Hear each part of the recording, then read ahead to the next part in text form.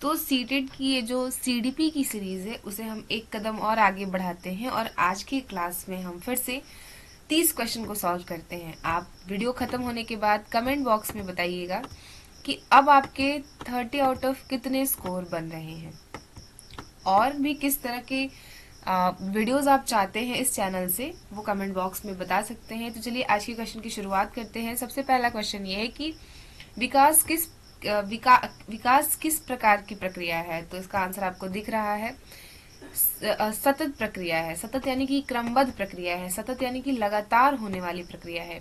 मतलब ये है कि विकास धीरे धीरे और लगातार होते रहता है। इसका राइट आंसर हो जाएगा ऑप्शन नंबर बी। अगले क्वेश्चन की बात करते हैं कि बाल विकास मुख्य रूप से किससे प्रभावित होता है। आप बताइए कि बच्चे का जो विकास है वो मुख्य रूप से किससे प्रभावित होगा, पर्यावरण से, अनुवांशिकता से, या पोषण से, या सब से। तो आपको पता है कि किसी भी बच्चे का विकास करने के लिए यानी कि किसी का भी ओवरऑल डेवलपमेंट के लिए हमें पर्यावरण भी उतना ही जरूरी है और अनुवांशिकता यानी कि जीन्स भी हमें उतना ही चाहिए और पोषण न्यूट्रिशन भी बच्चे को उतना ही जरूरी है देना। तो इसका राइट आंसर हो जाएगा ऑप्शन नंबर डी बिल्कुल सही जवाब है, सी नहीं होगा। जस्ट अ मिनट, सी नहीं होगा। आप बताओ इस, क्योंकि कभी कभी भी आप बच्चे का विकास करते हो, किसी भी बच्चे के विकास में ये सारी की सारी चीजें बहुत ज्यादा महत्वपूर्ण है। तो इसका राइट आंसर हो जाएगा ऑप्शन नंबर डी बिल्कुल सही जवाब है। यानी कि ये सब पर्यावरण के साथ साथ अनुवांशिकता और पोषण तीनों जरूरी है एक बच्चे के विकास के लिए। क्लियर है। अगला क्वेश्चन देखिए। अगला क्वेश्चन क्या कहता है कि अधिगम यानी कि लर्निंग किस प्रकार की प्रक्रिया है। तो आप बताओ कि लर्निंग किस प्रकार की प्रक्रिया हो जाएगी। क्या ये एक स्थायी परिवर्तन है, या अस्थायी परिवर्तन है, या अकस्मात परिवर्तन है, या केवल वैज्ञानिक परिवर्तन है। आप मुझे बताओ कि क्या अधिगम वैज्ञानिक प्रक्रिया है, नहीं। क्या अकस्मात होने वाली प्रक्रिया है, जी नहीं। क्या अस्थायी प्रक्रिया है, नहीं। तो ये एक स्थायी परिवर्तन है। अधिगम क्या है, एक अस्थायी परिवर्तन है। यानी कि इसमें बच्चे के ऊपर जो बदलाव आते हैं, जो इसका जो आपको असर दिखता है, ये एक अस्थायी तौर पर होता है, ना कि अस्थायी, आकस्मिक या केवल वैज्ञानिक परिवर्तन है। तो इसका राइट आंसर हो जाएगा ऑप्शन नंबर ए बिल्कुल सही जवाब है। अगले क्वेश्चन की बात करते हैं कि अच्छा ये क्वेश्चन हमने देखा, संज्ञानात्मक विकास सिद्धांत किसने दिया है। आप अब जब अगर आप इस वीडियोस को डेली बेसिस पर फॉलो कर रहे हैं और आप इस चैनल से जुड़े हैं, तो अभी तक आपको इस टाइप के क्वेश्चंस को सॉल्व करने में बहुत आसानी हो रही होगी और आप बहुत अच्छे से अपनी प्रिपरेशन को कर भी रहे होंगे। तो आज का हमारा चौथा क्वेश्चन है कि संज्ञानात्मक विकास सिद्धांत किसने दिया है। तो आप बताइए कि संज्ञानात्मक विकास का सिद्धांत कौन दे सकता है। क्या ये ब्रूनर महोदय हैं, या पियाजे महोदय हैं, या स्कीनर महोदय हैं, या फिर कोहलवर्ग महोदय हैं। तो मैं आपको बता दूं कि संज्ञानात्मक विकास सिद्धांत जो कि जिन पियाजे महोदय ने दिया है, तो इसका राइट आंसर हो जाएगा ऑप्शन नंबर ए बिल्कुल सही जवाब है। अगले क्वेश्चन की बात करते हैं कि निकट विकास का क्षेत्र, निकटस्थ विकास का क्षेत्र किसका सिद्धांत है। तो क्या ये कोहलबर्ग का है, जिन पियाजे का है, वाइगोस्की का है, या थॉर्नडाइक का है। तो जिन पियाजे संज्ञानात्मक विकास की बात करते हैं, कोहलबर्ग नैतिक विकासों की बात करते हैं। यहाँ पे वाइगोस्की हो जाएंगे क्योंकि वाइगोस्की जो है वो निकटस्थ विकास की बात करते हैं। तो इसका राइट आंसर हो जाएगा ऑप्शन नंबर सी बिल्कुल सही जवाब है। वही बात करें कि बालक में नैतिक विकास का सिद्धांत किसने दिया है। बालक में नैतिक विकास का सिद्धांत हो, इस टाइप की अवधारणा किनकी है। तो ये क्या ये पियाजे महोदय हैं, ये कोहलबर्ग हैं। बच्चे का नैतिक विकास, सामाजिक विकास, इस टाइप के विकास को आप याद रखिए, इस टाइप के विकास को कोहलबर्ग कहते हैं। तो इसका राइट आंसर हो जाएगा ऑप्शन नंबर बी बिल्कुल सही जवाब है। अगले क्वेश्चन की बात करते हैं। अगला क्वेश्चन हमारा क्या कहता है कि स्कीनर किस सिद्धांत से संबंधित है। स्कीनर महोदय बताइए किस सिद्धांत से संबंधित हो सकते हैं। स्कीनर क्या अवलोकन अधिगम से संबंधित हो सकते हैं। आप मुझे इसका राइट आंसर बताइए। तो इसका राइट आंसर हो जाएगा नहीं, स्कीनर नहीं होंगे। संज्ञानात्मक विकास से नहीं, संज्ञानात्मक विकास तो जीन पियाजे जी का है। क्रियात्मक अनुकूलन, हाँ ये हो सकता है। इसका राइट आंसर हो जाएगा ऑप्शन नंबर सी बिल्कुल राइट है। नैतिक विकास भी नहीं होगा, नैतिक विकास तो कोहलबर्ग महोदय का है। अगले क्वेश्चन की बात करते हैं, त्रुटि विश्लेषण किस अधिगम के लिए उपयोगी है। त्रुटि अधिगम जो है वो किस विश्लेषण के लिए उपयोगी हो सकता है? तो क्या ये भाषा के लिए है? नहीं, सिर्फ भाषा के लिए नहीं है। क्या ये गणित के लिए है, विज्ञान के लिए है? आप बताओ कि त्रुटि विश्लेषण यानी कि जो बच्चा गलती करता है, आपने सपोज किया कि कोई आपने उसे होमवर्क दे दिया या क्लास में भी अगर वो बैठ के कोई काम कर रहा है और उससे गलती हो जाती है, तो उनकी त्रुटियों को देखना और फिर उन्हें सही करने की कोशिश करना, उन्हें उनसे सही कराना, ये प्रक्रिया तो हम सारे सब्जेक्ट्स में यूज करते हैं। तो त्रुटि विश्लेषण जो है ये सारे सभी विषय के लिए आवश्यक है और सभी विषय में इसका उपयोग किया जाता है। अगले क्वेश्चन की बात करते हैं। अगला क्वेश्चन कहता है कि सूक्ष्म मोटर कौशल का उदाहरण है। तो सूक्ष्म मोटर कौशल का उदाहरण क्या हो सकता है? इसमें से दौड़ना, कूदना, लिखना, तैरना, इसका आंसर क्या होगा? तो क्या दौड़ना होगा? बिल्कुल नहीं। कूदना हो सकता है? जी नहीं। लिखना, हाँ लिखना है। सूक्ष्म मोटर कौशल जो है ये लिखने का कौशल है। इसके एग्जाम्पल्स में आप लिखना लोगे तो इसका राइट आंसर जो है ऑप्शन नंबर सी बिल्कुल सही जवाब है। अगले क्वेश्चन की बात करते हैं। अगला क्वेश्चन हमारे स्क्रीन पर है कि सूक्ष्म, अच्छा ये इस क्वेश्चन को हमने देखा, ये क्वेश्चन रिपीट हो गया, कोई बात नहीं। क्वेश्चन नंबर 10 है कि कक्षा में अनुशासन का प्रमुख उद्देश्य क्या होता है? आप बताओ कि आप एक शिक्षक हो या फिर आप एक शिक्षक बनने वाले हैं, तो कक्षा में यानी कि क्लासरूम में अनुशासन का मोटो क्या हो सकता है? मतलब आप किस पर्पज से अनुशासन चाहते हो या फिर क्या करके अनुशासन चाहते हो? दंड देकर आप क्या करोगे कि क्लास में बच्चे को दंड दोगे? नहीं जी नहीं, हम बिल्कुल ये नहीं कर सकते हैं। हम बच्चे को दंड नहीं दे सकते हैं भय पैदा करके। जी नहीं, हम टीचर हैं। हम बच्चे के उनके साथ उनके कदम से कदम मिलाकर उनके गाइडलाइन की तरह या फिर आप कह लीजिए कि उनके एक सहयोगी की तरह काम करते हैं। हम उन्हें डरा नहीं सकते हैं। और हम उन्हें क्यों डराएं? हम स्टूडेंट टीचर हैं, हम उन्हें कोई डराने के लिए थोड़ी आए हैं। हम तो उनके साथ एज अ मित्रवत कह लीजिए या फिर एज अ टीचर के रूप में, एज अ बड़ी बहन के रूप में या कैसे भी हम उन्हें समझाएंगे, उनके साथ एज अ फ्रेंडली ट्रीट करेंगे, उनके साथ अच्छे से बातें करके उनको समझा के जो भी चीजें हैं उनको एक सही वे से उनके साथ जो सोसाइटी में उनके साथ हो रहा हो या फिर जो उनके डेली बेसिस के एग्जाम्पल्स हैं उनको उनके साथ अटैच करके एक अच्छी शिक्षा देने का काम करेंगे। तो हम उनके साथ भय पैदा नहीं कर सकते हैं। कक्ष में यानी कि क्लासरूम में आप अनुशासन बनाने के लिए डरा नहीं सकते हो, मारोगे नहीं। सिखाने का माहौल, हाँ ये बिल्कुल सही हो जाएगा। सीखने का माहौल बनाइए ना। आप सपोज करो कोई टॉपिक पढ़ा रहे हो तो आप ऐसा सराउंडिंग क्रिएट करो कि बच्चे को खुद से इंटरेस्ट आए कि अरे मैम आज क्या ही बता रही हैं, कैसे उसको पढ़ना चाहिए। आप अपने हर बातों में आप किसी एक अलग से मतलब एक सोसाइटी से पार्ट उठाइए जो बच्चा डेली बेसिस पे कर रहा हो और उसको अपने चैप्टर के साथ इंक्लूड करिए और फिर कंक्लूजन तक जाइए। और जब आपके क्लास में बच्चा इंटरेस्ट के साथ सुनता है ना तो सब सच में टचवुड में बता रही हूँ कि उस समय क्लास में आपको पढ़ने में भी मजा आएगा और आपको पढ़ाने में भी मजा आएगा और बच्चे को पढ़ने में भी बहुत मजा आता है। तो सीखने का माहौल बनाना चाहिए। हम शिक्षक हैं और शिक्षक का बहुत बड़ी जिम्मेदारी ये होती है कि आप अपने बच्चे के साथ कैसा ट्रीट कर रहे हो। आप उन्हें डरा के, धमका के, मार के या कैसे पढ़ा रहे हो। तो हमें एज अ अच्छे टीचर के रूप में उन्हें कभी भी डराना, धमकाना, मारना नहीं है। हम इन सब वर्ड का भी इस्तेमाल नहीं कर सकते हैं और नहीं करेंगे। एक अच्छा शिक्षक अपने काबिलियत के हिसाब से ही बच्चों का फेवरेट बनता है। ठीक है, तो आप उन्हें सीखने का और सिखाने का माहौल बनाएंगे वैसा। अगला क्वेश्चन देखिए। अगला क्वेश्चन क्या कहता है? देखिए, शिक्षण अधिगम प्रक्रिया में प्रतिक्रिया यानी कि फीडबैक का उद्देश्य क्या है? आप बताओ कि फीडबैक का उद्देश्य क्या हो सकता है? तो गलती बताना नहीं। फीडबैक हम क्यों लेते हैं?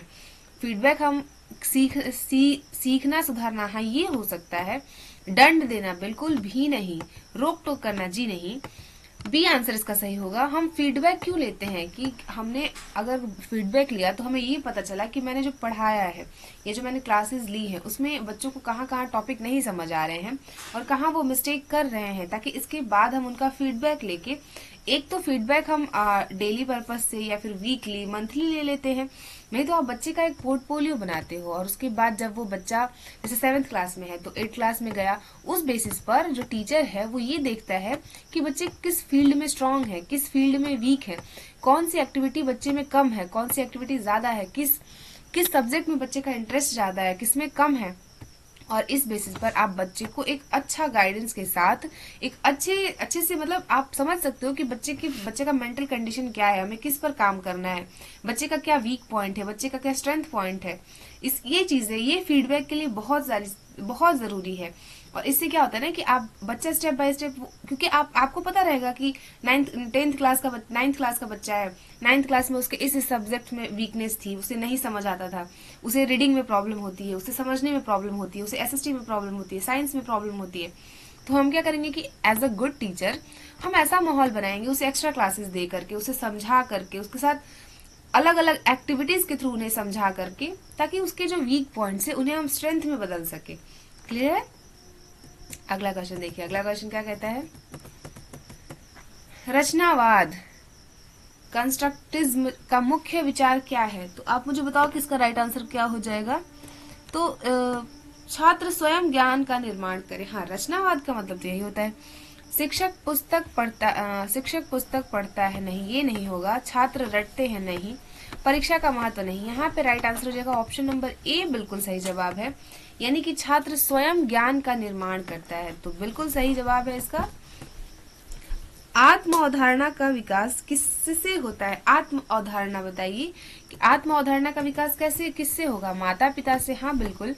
शिक्षक से, जी हाँ। साथियों से, इन सभी से आत्म अवधारणा की जो भावना है ना, वो इन सभी से आती है।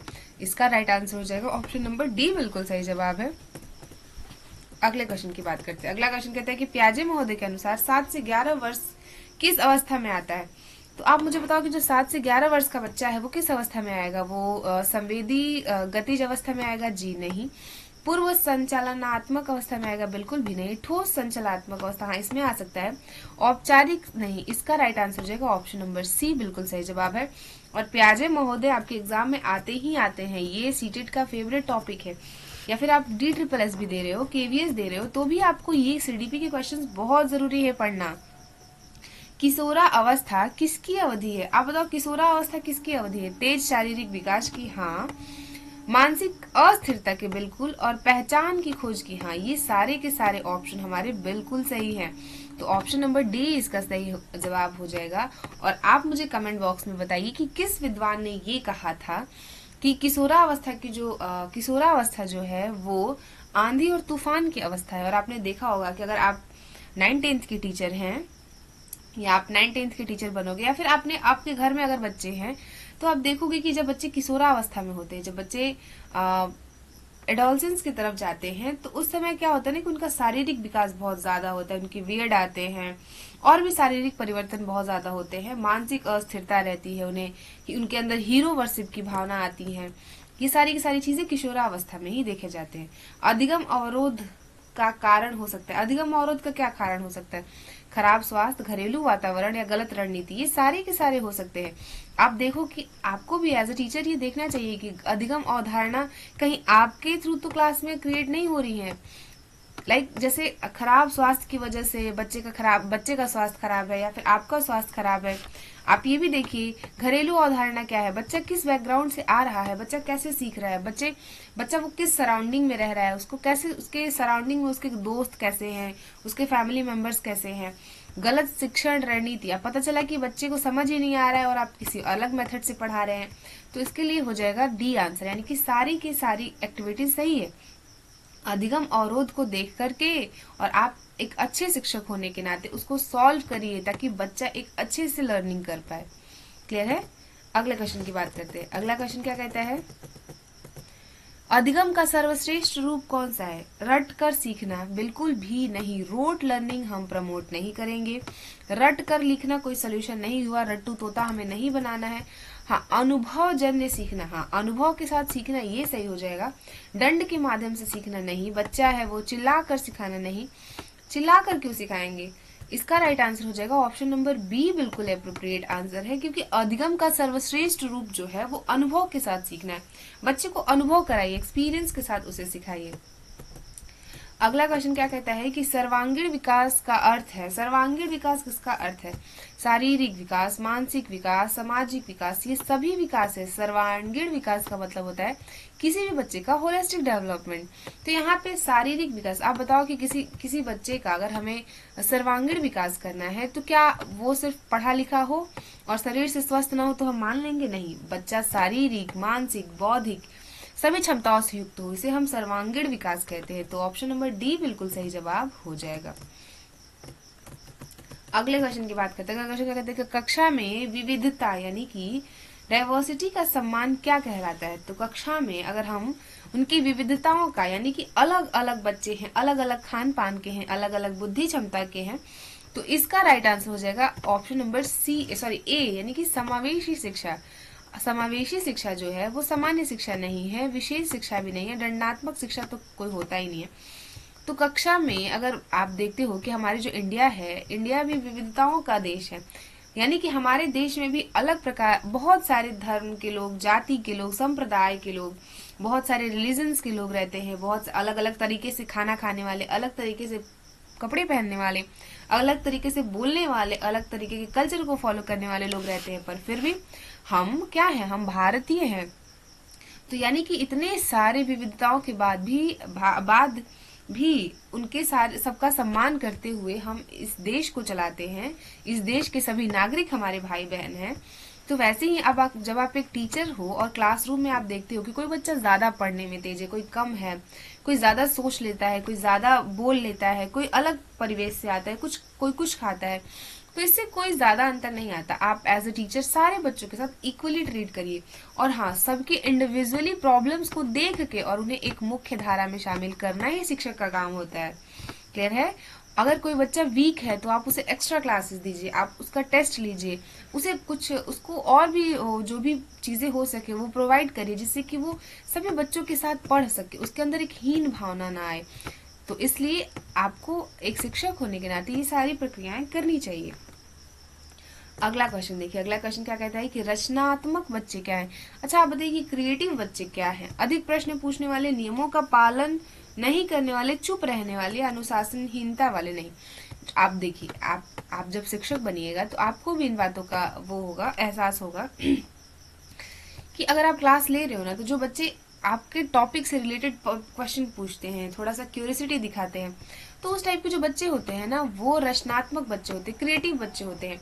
आपने जो कहा कि आप इसको एज अ होमवर्क ले जाइए और बना करके आइए, तो वो क्या करते हैं कि अगर वो अपने से भी उसमें कुछ चीजों को ऐड करते हैं, उसको और अच्छे से रिप्रेजेंट करते हैं, तो ये सारे के सारे लक्षण क्रिएटिव बच्चों के होते हैं। तो इसका राइट आंसर हो जाएगा ऑप्शन नंबर ए, बिल्कुल सही जवाब है। अगले क्वेश्चन की बात करते हैं। अगला क्वेश्चन क्या कहता है कि प्रेरणा का कार्य क्या है। प्रेरणा का कार्य क्या हो सकता है। सीखने को सक्रिय बनाना, बच्चे को डराना बिल्कुल भी नहीं, दंड देना कभी नहीं, प्रतिस्पर्धा नहीं, प्रतिस्पर्धा कम करना नहीं, प्रतिस्पर्धा करना भी एक नेगेटिव वर्ड है।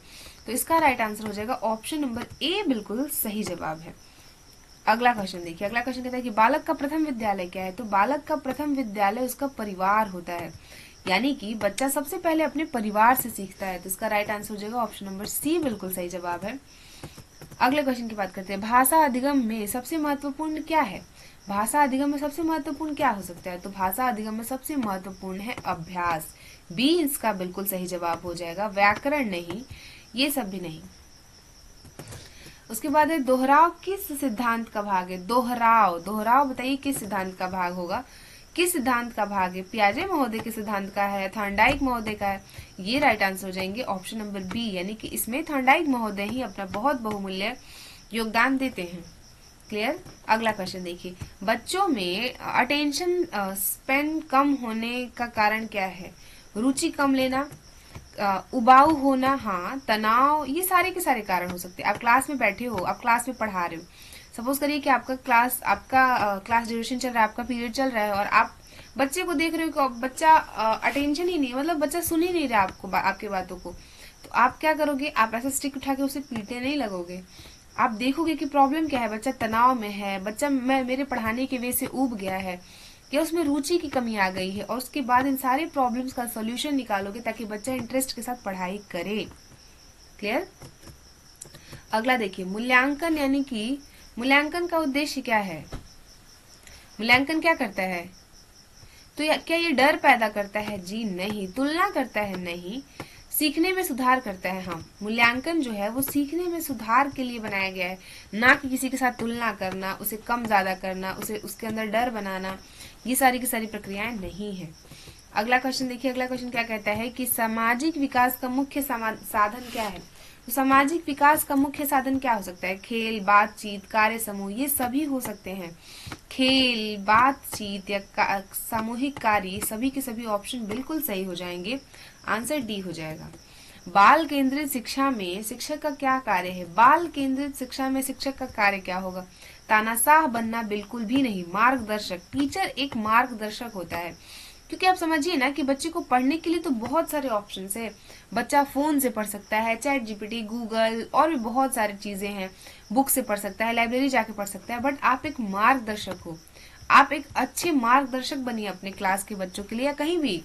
अगर आप एक अच्छा शिक्षक बनना चाहते हैं तो अच्छे शिक्षक और चाइल्ड सेंटर्ड एजुकेशन का मतलब ही होता है कि जो टीचर है वो मार्गदर्शक है, वो बताएगा कि कैसे चलना है, नहीं चलना है, क्या गलत है, क्या सही है। क्लियर है? अगला क्वेश्चन देखिए। खास आवश्यकता वाले बच्चों के लिए सबसे जरूरी क्या है? तो जो खास आवश्यकता वाले बच्चे हैं उनके लिए सबसे जरूरी क्या हो सकता है? दंड देना नहीं, भेदभाव करना नहीं, सहानुभूति।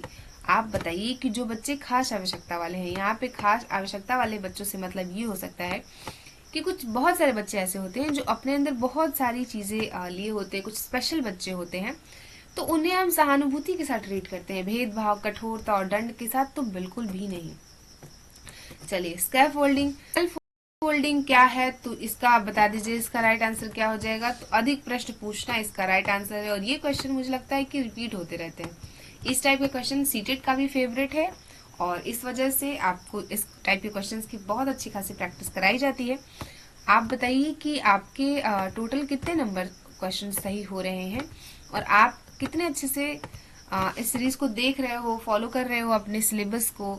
तो आपसे मिलेंगे कल के वीडियो में। तब तक के लिए गाइस पढ़ते रहिए, स्वस्थ रहिए और मस्त रहिए। And thank you so much. जय हिंद।